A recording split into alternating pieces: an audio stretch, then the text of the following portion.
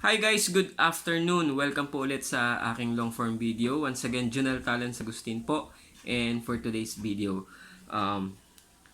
may tanong kasi yung mga content creator na yung iba nagsasabi, sa Reels mag-follow, no? At wag doon sa profile. Okay? So, sa pagkakaalam ko, may tatlong way tayo para mag-follow.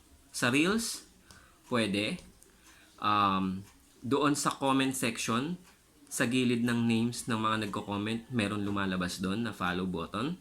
At doon sa profile, sa pinaka-front page, no? Pinaka-front ng ating profile account is nasa baba ng profile picture natin is meron dong follow button. So, itanong natin gaano ba katotoo yung sinasabi nilang dapat sa Reels mag-follow. Okay, para organic daw. Okay, so ito yung tanong natin, no? Sabi ko rito, how true that if I want to follow someone, it should be on their Reels, not in follow button located on the front page of the profile. Okay, so yan yung tanong natin. So guys, ito po yung sagot ni Meta Support. Coming back to your inquiry, as long as you're seeing the follow option, that should be fine. Okay guys, napakalinaw.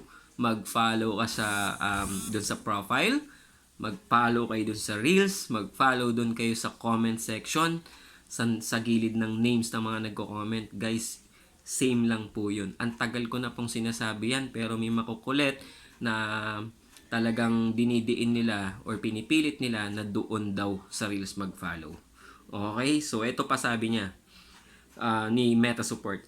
There are many ways to follow a certain profile and you can use whichever option is possible on your end.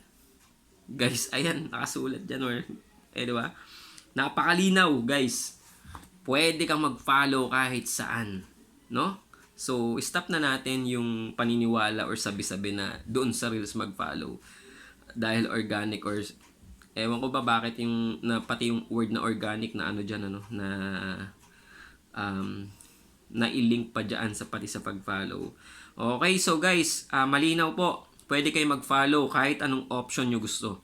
Okay, so clear po yan. Sana may natutunan tayo ulit. Okay, so sa mga hindi pa po naka-follow sa akin, follow for more videos para po sa kaunting kaalaman. Thank you.